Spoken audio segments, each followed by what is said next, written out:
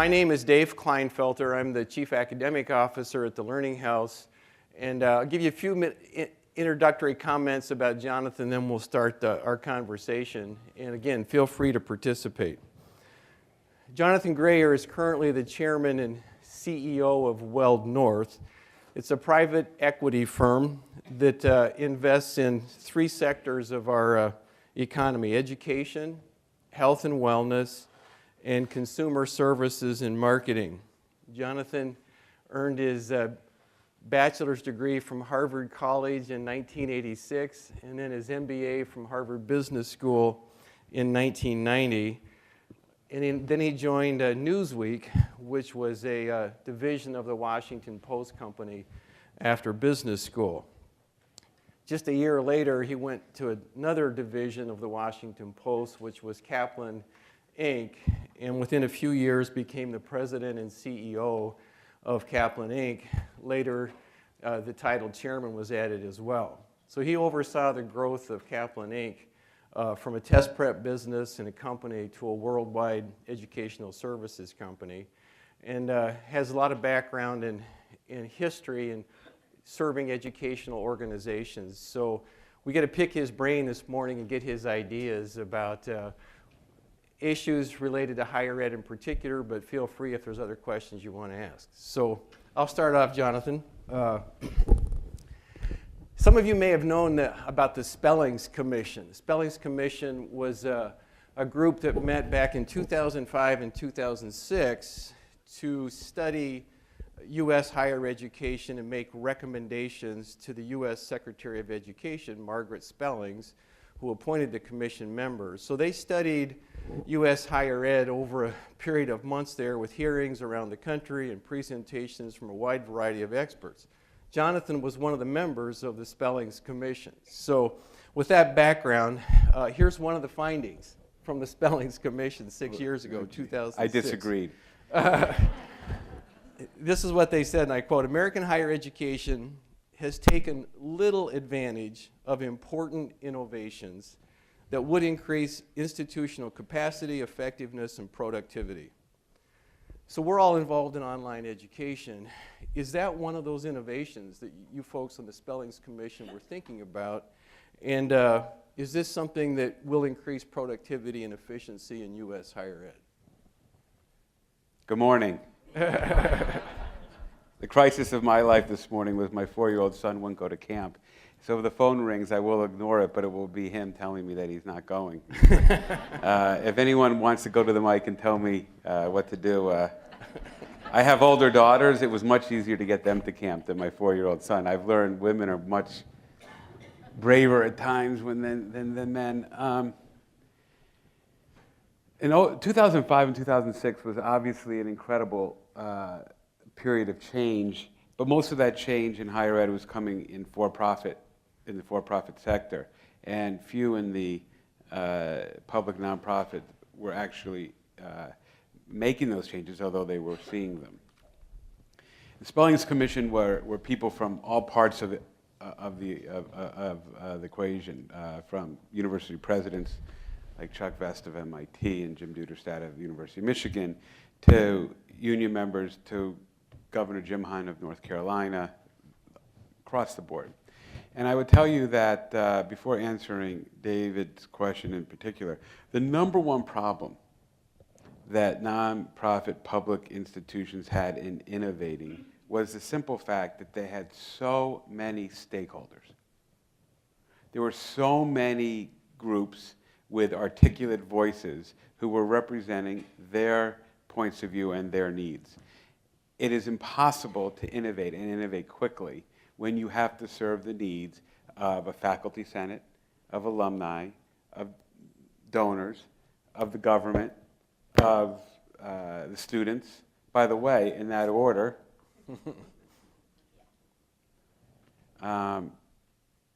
so in running Kaplan, if I had to do that, I would similarly be unable to make quick decisions and innovate and take chances and take risk and fail. Because the cousin of innovation is failure, lots of it. the Spellings Commission was an inadequate voice in forcing that change. Nothing really happened. A big thing was published, and it was disappointing in that regard, but the discussion was real and good. And I know that Doug is here of Inside Higher Ed, and he was there and watched it and would tell you that there were some very cool ideas represented in that room, but it didn't lead to anything. Now, online education was seen as kind of the elephant in the room, but the focus at the time was, what do we think about the notion that a school can expand geographically so quickly by using online tools, not only in its education, but in its recruitment. And nonprofit and public institutions didn't really understand that in 2005 and 2006, and we very much wanted them to and needed them to. The biggest reason that they didn't then and are just doing it now is the faculty did not want that to happen. And the degree to which the faculty senate was stronger, not weaker in an institution, generally the slower innovation in online learning occurred. So that would be my view from back then. There was no lack of good ideas coming from the representatives of four nonprofits in that room, but they would tell you, we can't do this, but this is what we'd want to do. So these institutions are actually doing it. Yes. They're struggling. Some of the institutions represented in this room have been doing it for 8 or 10 years, and they're pretty successful. Other ones have been doing it for that long, and they're not very successful because they're still bumping into some of those same stakeholders. Any advice for people in small independent colleges and universities that are seeing the need or moving into this space on how to do it well? Well, I think that on how to do it well, and how to do it and how to do it well are two different questions. We'll start with how to do it well. How to do it well really comes down to, is your institution grounded in a view of how to teach in an online environment and how to teach well, and spending the time, resources, the money to train the women and men who are going to be doing that teaching. Mm-hmm. Online education is education, you know. The correspondence model is as old as the mail. Didn't work too well when you sent books by U.S. mail, but that was distance learning. Distance learning today is so much more rigorous and so much more capable, but the institution has to very much be behind the notion that it's a skill, that because you can teach in a classroom in a traditional model does not mean you yet are equipped to teach online, and you should be able to be. It's not like it's a different skill all entirely, but you do need to be trained. So that would be the first, that the leaders of the effort have to really be focused on training to teach online. Second component of doing it well is really designing the programs so that they work well for online students.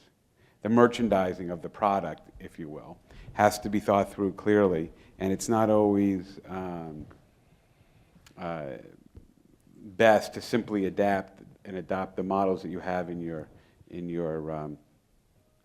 traditional students. That might very well be designing programs, majors, courses that are different because they meet your online students well. The third, and I think the hardest about doing it well, especially in the environment today as opposed to 2005 and 2006, is that marketing, recruiting students for online programs is harder and more expensive than it's ever been. So here you are coming to the game a little late, and it's harder and more expensive. The innovation curve hasn't driven down costs. It's actually risen because the amount of students that are needed to feed the beast of these huge for-profits has made the cost of acquiring those students higher and higher. So you need to have very confident marketing personnel, which is an extremely different skill set than the admissions office of your traditional model. And Doing it internally or doing it externally is a huge decision that the president and her or his advisors have to make. And we can talk about that in a question and answer format because I think it lends to that better. As far as doing it at all, I think it's pretty simple. You must. You must have an online component to your academic offerings. Your brand must have an association with this modality of learning. It's a question of which is the right emphasis, the right size, the right programs for your institution. So, and I think that in the last 18 months, that decision, that bridge has been crossed by nonprofit and public institutions. And during the Spellings Commission, that wasn't the case. Yeah, that's true. So, new development, just in the last 6 months or a year, you have places like Stanford and Princeton and Yale doing these MOOCs, massive online open courses. MIT is opening up their courses and so forth. It's a whole kind of innovation. How can schools like this compete with the Stanfords and the Yales and the MITs in terms of prestige and reputation? I just wanted to know, he did go to camp. Okay. Success. Go Benji. I mean, these are what I love to connect with my audience, but this is really what's happening in my life. The mighty have fallen.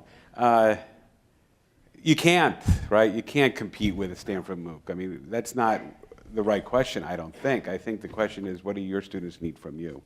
You know, I do believe that a student who goes to Campbellsville might also have access to a Stanford MOOC. And that's great, and you should embrace that. Because that effort by an international super institution, which none of, you can't compete with in anything but a very specific way, is good for everyone. They're never going to be able to serve your students' needs in the way you do. And I think the question is, how can you integrate what MOOCs do best into your programs to better educate and inform your students? So that would be the narrow answer. Mm-hmm. As far as MOOCs generally, I think that like any innovation, they create a lot of stir. There's a lot of coverage of them. It's a very compelling notion, but the model of education in this country, and certainly the model of paraprofessional and professional education, is not going to be nearly as impacted by MOOCs, in my opinion, as will the acquisition of information generally, or general knowledge. Because most of you are providing students with a career path. They are beginning their careers with the educational experience they're having with you, as opposed to acquiring general knowledge or general skills. Not that they're not doing that as well. And massive online courses are going to be able to help students acquire introductory knowledge to things, but not give them specific training in a business career, a health career, whatever your institution focuses on. You got to go. David said you got to go to the mic, because then I'll hear you and they won't. But all these seats in the front, I'm glad to know that some things never change. No one wants to sit in the front row. Just tell me your name and where you're from. Carol Gossett, Fresno Pacific University, California. There's been talk of a brokerage-type setup for students in the future where they might say, Fresno Pacific has a great psychology department, so I'm going to go there for my psych classes. Stanford does great in art, so I'll go there. Did the Spelling Commission look at that possibility? No, but if that happens, you guys have big trouble. Yeah. Big time. I mean, I would, if I knew you better and there were fewer of you, I would say something else. Well, because think about what that is. I mean, you're all very smart people. I don't have to really go on, but if people can cherry pick, by definition, you are all in the same business that I was in when I was building test prep centers. You're in the back row business. You have to fill those last back rows where your margin lives, and you have to have adult learners and you have to have nighttime learners. And if those students can go around picking pieces of everyone's offerings, no one will have a back row. Now, will it happen, I guess is your question. The Spellings Commission, by the way, I mean, I don't want to say this on the record, but it wasn't an authority on anything. It was a lot of smart people trying to offer thoughtful advice, and we offered some and not enough. Will it happen?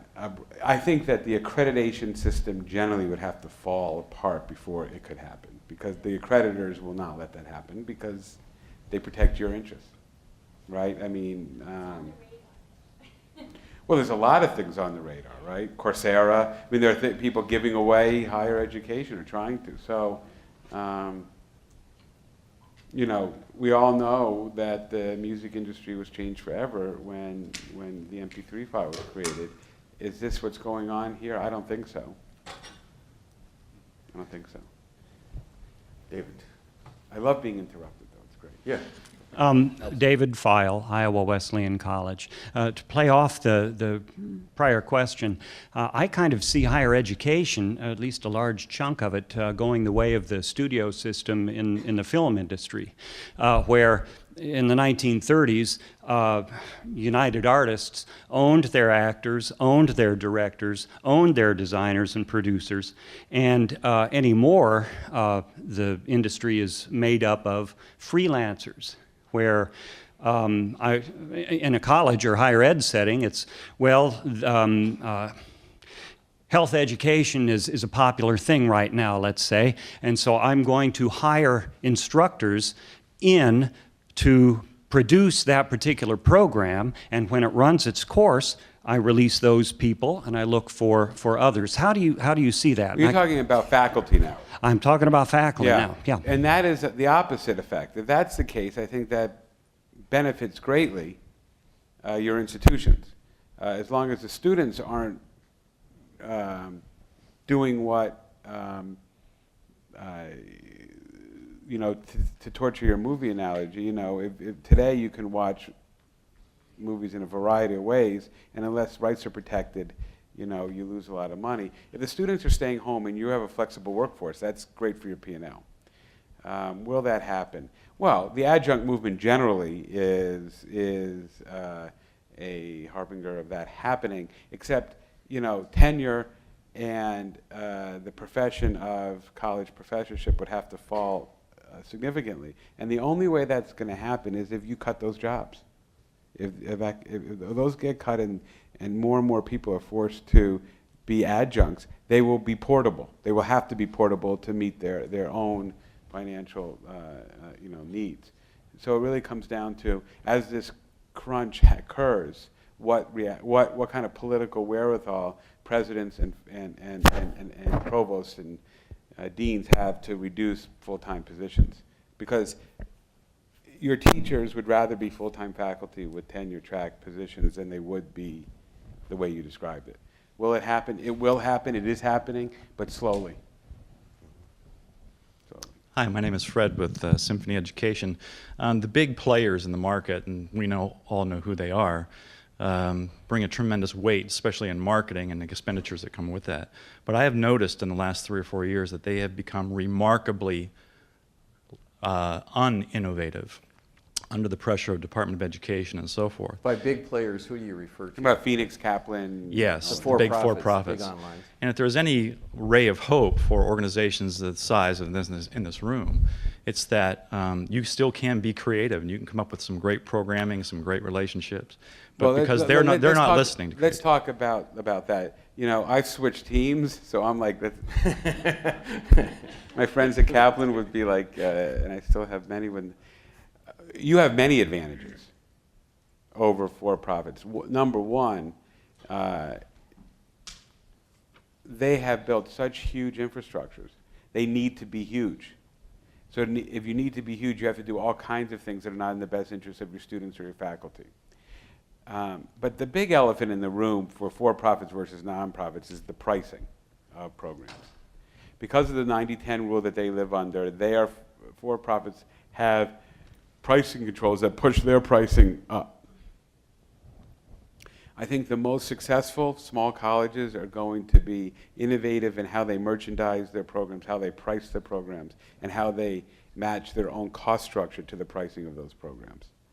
I don't know how familiar this audience is with the 90-10 rule, but it requires a student going to a for-profit institution to come up with 10% of the tuition on her or his own. And there are some ways around that, but generally that's think of it as equity on a down payment on a house. Well, by definition, that means a student can borrow up to the maximum of Title IV limits, and then you're forced to price your program at 10% above that. I'm simplifying it, but that drives prices into $18,000, $19,000, right, Jim? Yep. Well, by definition, there are people out there saying, well, we should be offering a $12,000 or $13,000 or $14,000 tuition program. For-profit entity cannot do that today. That's a huge competitive advantage if your cost structure, your online cost structure, and your institution's cost structure allow you to do that.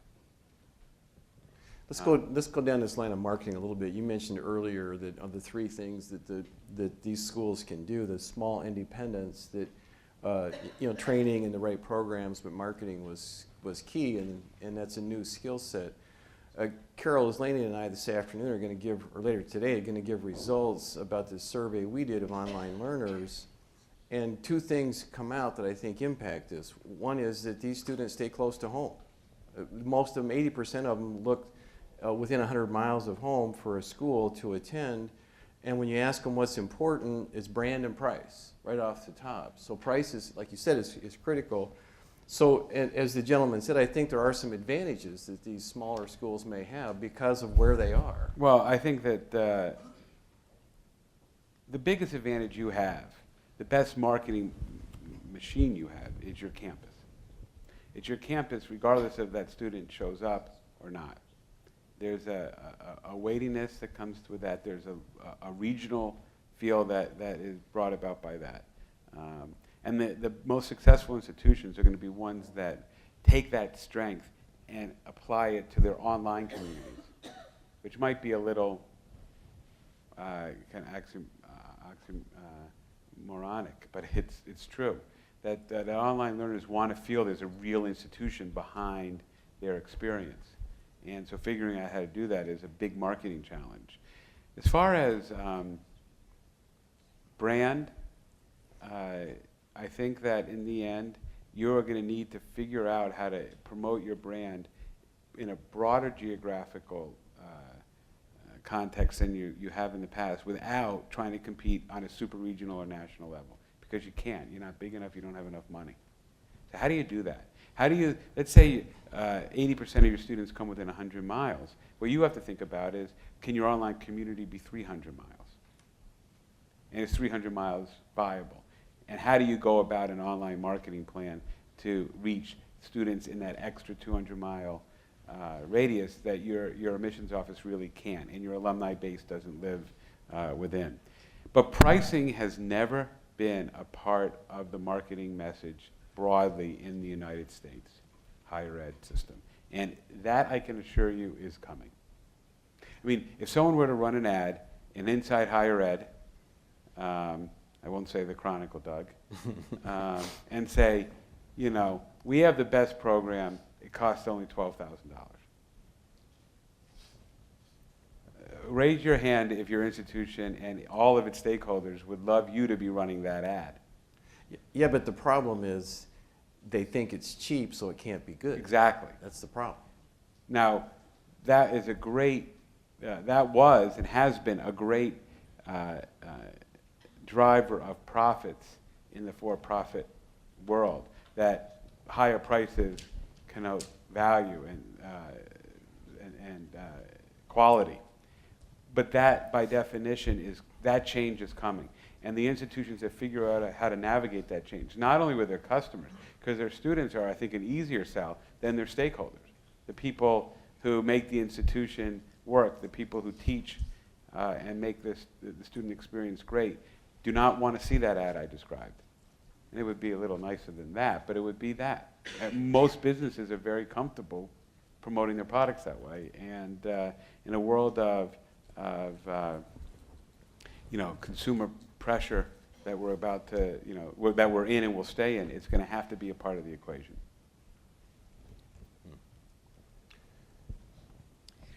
Hi, Alice Rini, Beckfield College. I have a question about the adjunct thing. If we're going to be moving to more adjunct faculty, lots of online learning, and I guess the question is, how does that relate to accreditation, particularly individual professional school accreditation? Because, you know, they're looking for full-time people who are hanging around there 40 hours a week and doing all kinds of stuff, and this is a totally different model. And also the equitability of pay. One or two let's say 2 online courses, say the adjunct is teaching. Initially, there's a huge amount of work that may not be reflected in money, and are you going to be getting best people? Maybe address those things. I think there's 4 or 5 questions. Yeah, I think so. You got to get back in line.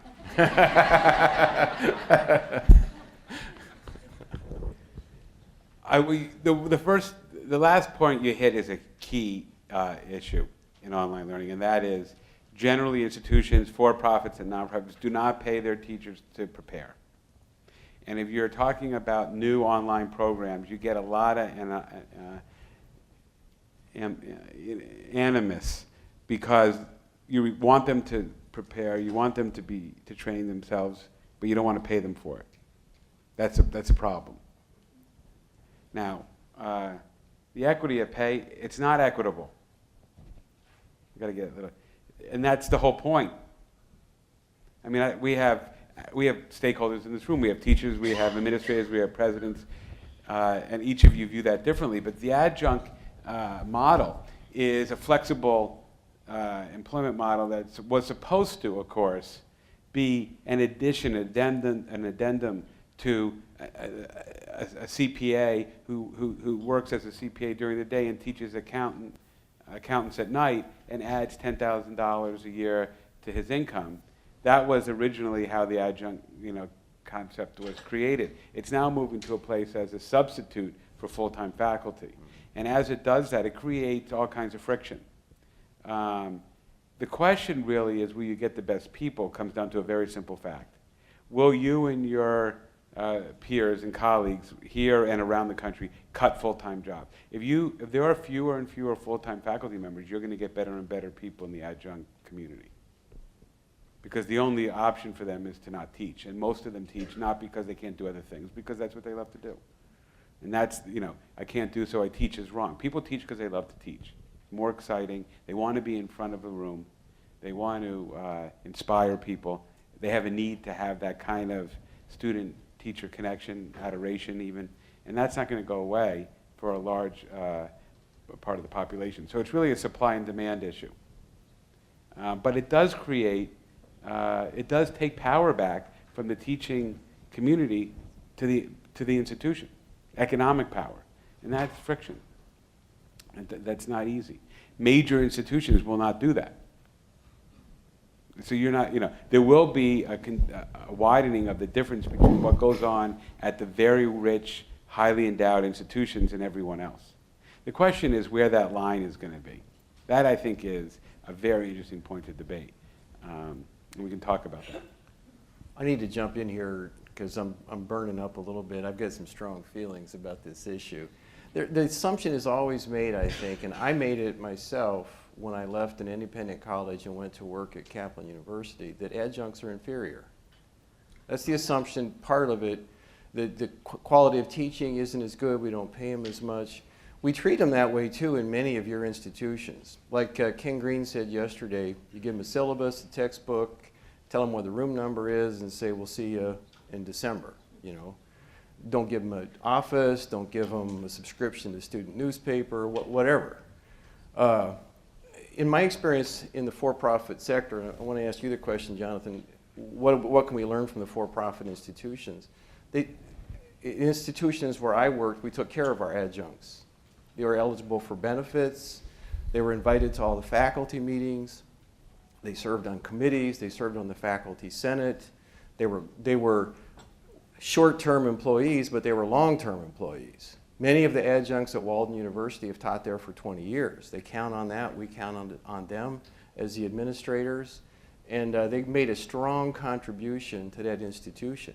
I remember my first faculty meeting after I left an institution like where most of you work, and I was bowled over at the passion and the commitment of these adjunct faculty members that were teaching online. They're very committed to their students. That's all. what That they were community doing. is all driven by the quality and inspiration provided by the academic dean and his or her staff.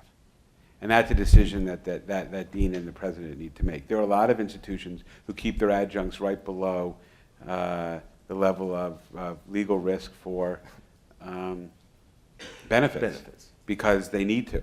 Well, that's going to be a less adjunct-friendly environment by definition, but maybe the institution has no choice. So back to who's going to get the best people. You're going to get the best people if you provide if you're an employer of choice. I don't just where You're I am. back. There's a lot of. I'm online again. Yeah. There's because you didn't answer. Someone else get online. You didn't answer the first question, I which see. it relates to that because the adjuncts are not necessarily advising. They're not necessarily having lengthy office hours. In my school, we do go to meetings where we're very, very well taken care of in terms of being part of the school. So that's Good. great. But when it comes to accreditation, accrediting agencies are looking for your people to be hanging out there, available in program Right. development. I actually happen to be an adjunct because I choose to be, and that's another piece of it. Sometimes we choose to. I worked all years for full-time, and now I'm doing this. Nobody handed me a textbook and a syllabus. I did everything. Right. Okay. I got paid for it. So my boss is back there, and he knows that. But anyway. We can work out your feelings here. Yeah, that's okay. No, so there was no problem. But when now I'm supposed to be involved in accreditation of our professional program, and the accrediting agency may not look at me as friendly as you do. Oh, I think you can strike the maybe. Accreditors are under enormous pressure for their being because it is viewed that they were asleep at the wheel during the run-up of the huge for-profit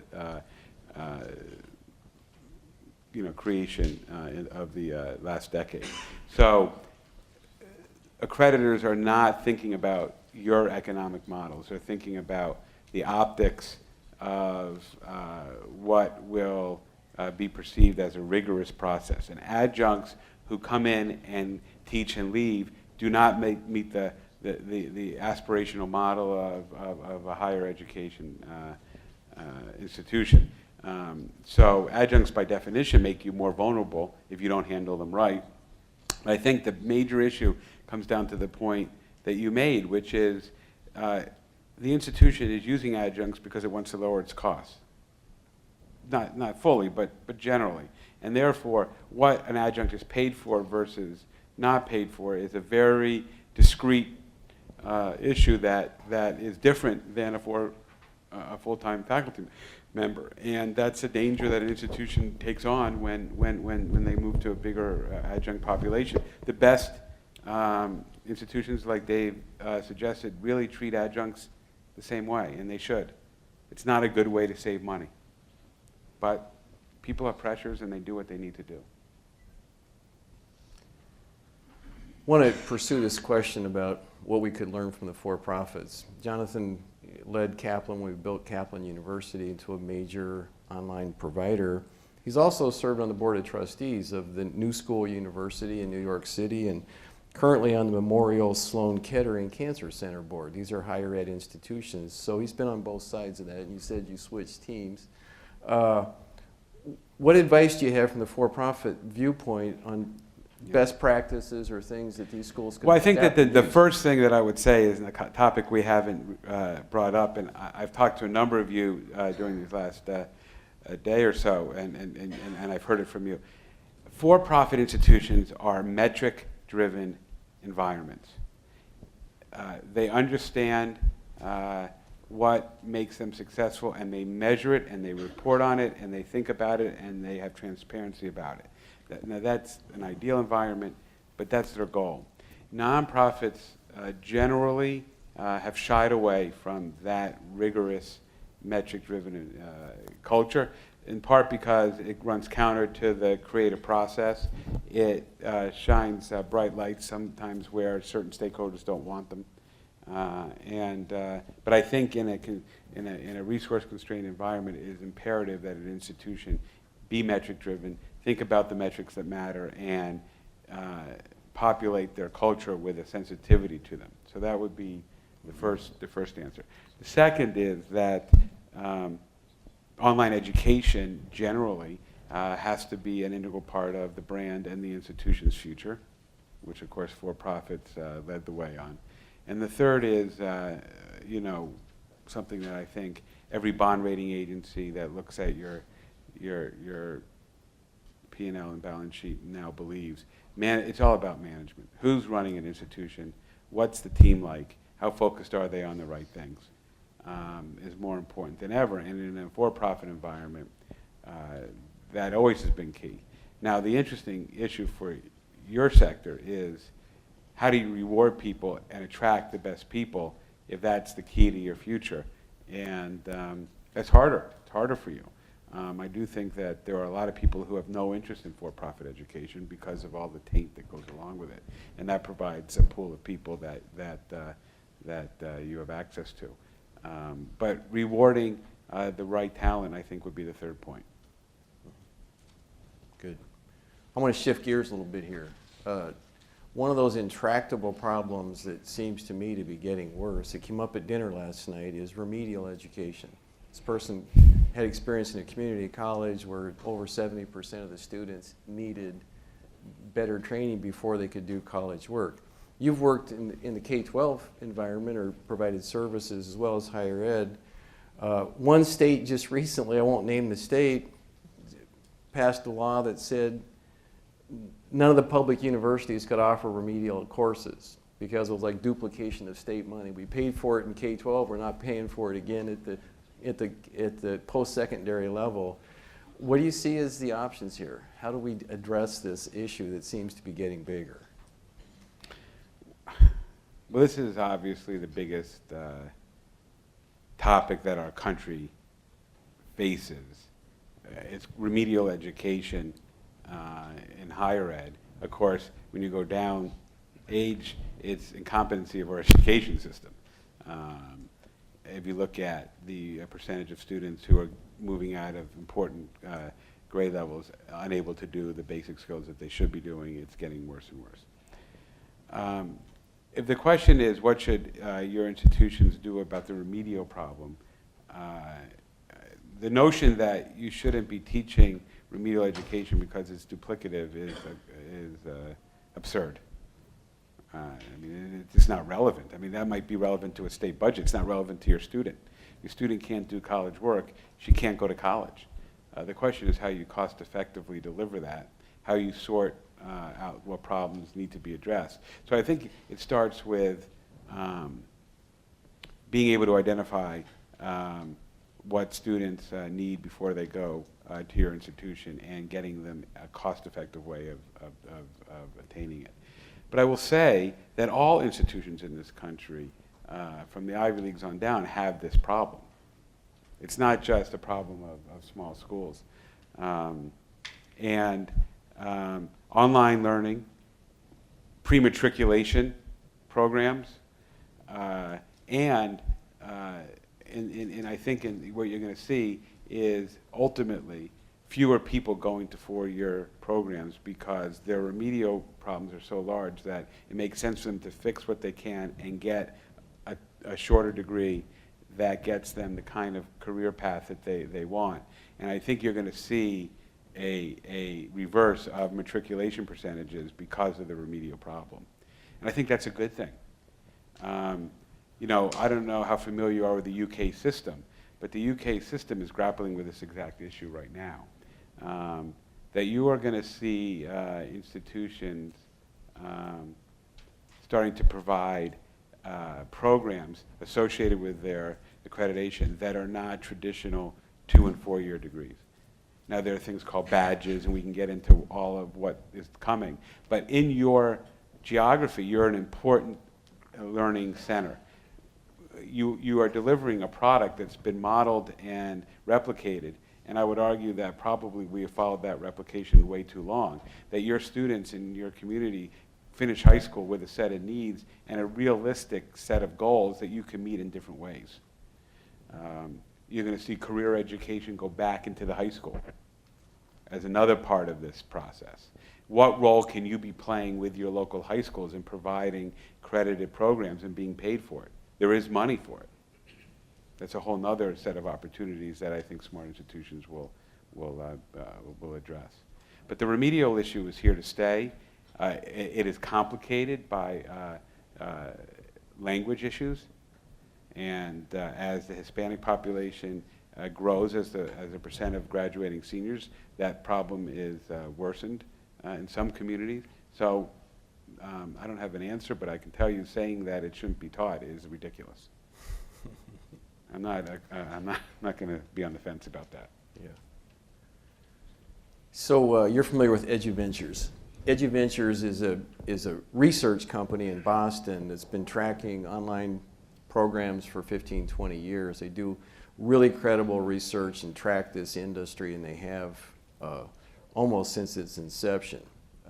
David Richardson, our CEO, was at a conference that EduVentures had here a couple weeks ago, and they gave a presentation about the impact of online education over these 15, 20 years. All these people are now taking online courses, and he said the only credible kind of innovation or attraction has been convenience. People say it's convenient, so they'll take online courses. It hasn't addressed the cost issue, it hasn't addressed outcomes. It's still the same basic model that we've had for 100 years or so, classroom and credits and so forth. You see any options there, or can we push for a more fundamental type of innovation? Well, I think besides that the just making biggest it easy? impact that online learning has had, and for those of you who have been in it long enough, you know this to be true, and that is it allows the time shifting of education. I mean, it is amazing how little we sleep. If you have online learners, you know when they're learning. You can watch. You have mothers learning at 2:30 in the morning, and they're not going to get in the car. Not even if the school's around the block, because at 2:30 they can't, and it's not safe for them, and all kinds of things. Night school, by the way, is never. If you do research, especially women learners don't want to go to night school. Night school is uncomfortable. There are a lot of places where you don't want to go at night. Online learning creates all kinds of great choices. So that's been it's not the geography is obviously self-evident, but time shifting has been a huge part of this, especially for full-time workers. That doesn't address David's question around efficacy and quality and outcomes. And I think that institutions that are measuring their outcomes and promoting their outcomes are going to do better. What does that mean? That means what % of online students are graduating? What % of online students are getting jobs in their fields of study? Measuring it, reporting on it, and promoting it. That's going to address the EduVenture concern. But time shifting and geography and increasing the range of a student's ability to take programs is still going to be the #1 driver until we get to saturation. You mentioned time. People don't have time to sleep. You've heard about Academically Adrift, the book that tracked performance for college students. Part of that book in the National Survey for Student Engagement tracks this as well, as how much time students spend studying. And it looks like from these different sources that it's going down and down and down.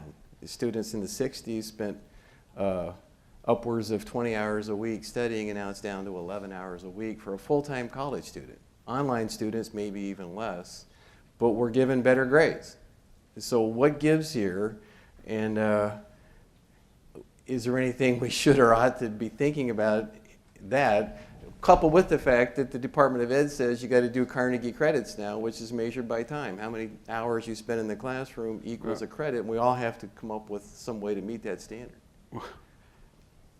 It's time to get a bit this is the depressing portion of our program.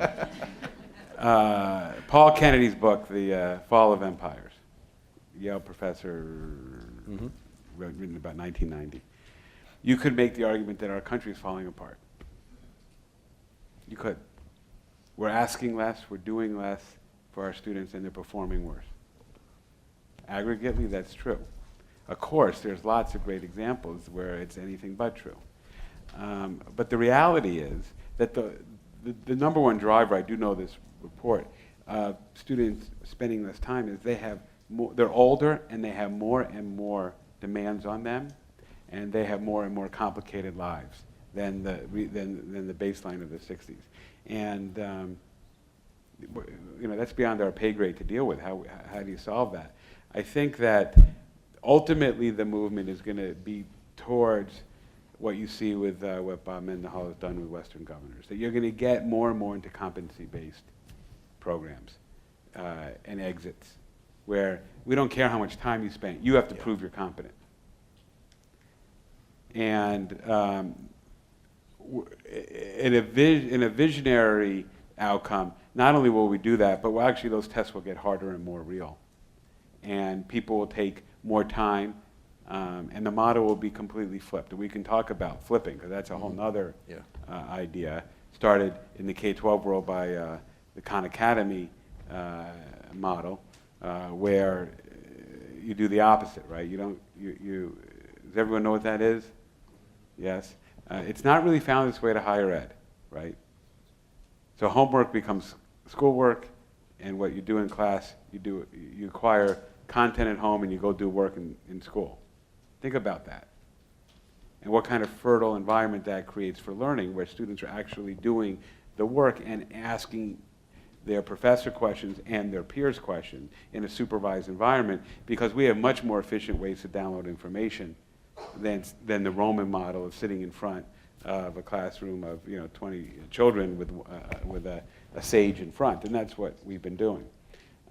So I think that this is going to come together in a way that is evolutionary. The question is, what happens to the business models that are associated with the old structure, and that's going to play out over the next 20 years. You mentioned Western governors, so I'm curious if there's particular universities, for-profit, public, private, that you admire, you would see as role models and leaders? Well, University of Maryland, you can't not admire University of Maryland and what has been done, starting with the DoD. They had huge advantages because they created a school that served the Department of Defense needs, and then they had the freedom to do what they wanted in this school. So they were offering mirror degrees. For those of you who don't know, outside of the College of Arts and Sciences, they were offering a Bachelor of Arts and Sciences for this huge installed student base who worked for the Department of Defense, and that allowed them to innovate. And they're super rich, because of it. So it's hard not to admire what they've done. I have admired Strayer, the for-profit company that has really stuck to a model that's really interesting, which is not dissimilar to flipping. Mm-hmm. We use the school to be the product sampling. You go, you start, and then you go away and learn online, and then you come back, as opposed to, so they're much more focused on a hybrid model. And I think that there are some very targeted small institutions that know what their students need from them and are meeting their needs. And I think that here's the advice I'd give the schools represented here. Your students are going to increasingly need a more targeted experience from you. The most successful institutions in this room will be the ones who know it before their students know it and give it to them. That has to do a lot with what careers those students are going on to pursue. And understanding what that student, what she needs and where she's going, and providing it, and then providing more of it in different forms of it, is going to create a more virtuous business model for you. The general education student is going to become less and less profitable. Harder to reach, more expensive to target, and more difficult to serve, all the things we've asked about. But paraprofessional education and professional education, meaning you have to get this, you have to get this degree, you have to pass a test to start in this profession, is going to be the safest business model. And the degree to which you have that implemented in your institution, that will be your safest revenue stream. And that will come that can be delivered in traditional methods and in online methods and in hybrid models. So that would be. Let me pick up on that. I think it's a good comment in terms of the general education piece. I had this conversation with one of our participants yesterday. I've been thinking about this quite a bit. If you look at what CEOs are requesting and desiring, the traits for incoming workers with graduate or college degrees, they list things like ability to write, ability to work in teams, ability to think critically, do research. And then you go to the college catalog and you look at the gen ed goals, and it's writing, critical thinking, ability to do research, and so forth. There's a very nice marriage between general education or liberal arts studies and what most business people want as a basic skill set, professional skills. I think institutions that can articulate that and explain it to students would have a big advantage as well. Well, everyone in this room is in some form the education marketplace. So there's a high correlation between that interest and an interest in reading. You all read. You all read even when you don't have to read, I hope.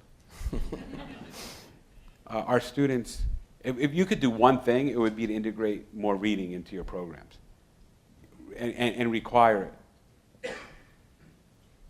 If you wanted to look at, there's been a lot of studies by the National Business Roundtable and other groups.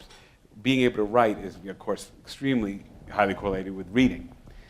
It has been a move in a problem set driven Bachelor of Science and Associate of Science away from enough reading and writing. So that's just an advertisement that I give whenever I speak. But I think that the most successful institutions are increasingly not only articulate, but be married to large employers in the environment that they operate.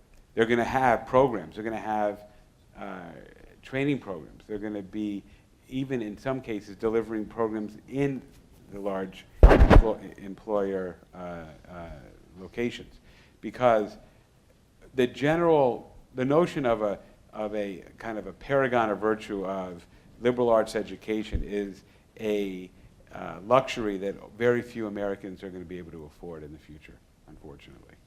What's going to replace it is more and more students getting the education that they need to become the best professionals that they can be in their chosen fields. That's what's coming. It's not good or bad, but that's what's coming. And how that sorting happens is going to be a very big, political, socio-economic issue, and that's going to be a difficult process for us. But that's what's coming, and the institutions that understand it and understand how to do it are going to be more successful financially. Last question. David, you get it. Okay, unless someone else has one. This is kind of a curveball question, but I work at as I think a few of us do, at a very traditional type of educational institution still. We're highly tuition driven. We're highly annual fund driven. How do I sell online learning to my alumni director? I mean, I've always felt, even just in adult learning in general, for the last 20 years, that we provide a service, much like a hospital or an airline. We help people get from one place to the other. But so many of the people in the high administration at institutions look at the alums. And it is a disadvantage to me in many situations, in that the alumni board has very few people who were non-traditional students. Letters go out to our alums, of which many are my students, fully a third almost anymore, not really relevant to them. So how can we as institutions draw in the alums? Well, I think that the easiest way is, you're Ohio Wesleyan? Iowa. Iowa, okay, Iowa. Look, the best way to make it relevant to your alumni is to say, we don't want to go broke, we got to do this. Because if we go broke, you got to give us more money. Now, I'm not much of a marketer, so I'm not using the right language. But we all know that night used to be nighttime, but online learners, learners outside of the traditional model are what's driving your bottom line. They are when you look at it from my alma mater, Harvard, through all the institutions here, the 18 to 22-year-old is not making money for the institution. It's all the things that brand then is able to do. And online learning creates a huge opportunity to increase your capacity. Now, that gets back to the stakeholder problem where they say, well, that's not what we want our institution to look like, that's not who we were. And the fact is, the communicators, the leaders of your institution have to make it relevant to them to understand that the viability of your institution requires that you excel at this. And the institutions that do will thrive, and those that don't, some will barely make it and some won't. That's how, and that's true for everyone. That's why you see, Harvard joining with MIT to do things that it never would have contemplated. Now, they don't have viability issues, but they have all kinds of problems. They have the same issues, of course, with their faculty. And so the relevance is healthy institutions are going to be serving non-traditional students in online ways that fit the model and the mission of the institution. And that gets down to what business are you in? What does your student need from you? Because you can compete across the board. The more narrow you are, the more geographically focused you are, I think the better you will do. Jonathan, final comments. Our time's up. Well, my final comment was, next time we're going to put the mic in the back of the room so that we can get some people in the back. Yeah. Because they'll have different questions. And I'd say that you're doing, noble work. Our country needs small institutions to thrive. It needs, your large landowners, you own a lot of buildings, you employ a lot of people, but more importantly, you educate hundreds of thousands of students in a way that is different than large institutions can and will do. And we, as a country, need you all to thrive. And to thrive, you're going to have to be aggressive, you're going to have to innovate, you're going to have to make changes. But that's true for the biggest players as well. I'm thrilled to be part of a company led by David Richardson and his team that you are meeting or know here that is helping institutions like yours. But the drivers of success are you, not us. We're serving your mission, your needs. And so I salute you, and I encourage you, and I root for you. Our country will be better if you all thrive. So thank you for the work you're doing. Thank you for having me, and enjoy the conference here today. Thank you. Thank you.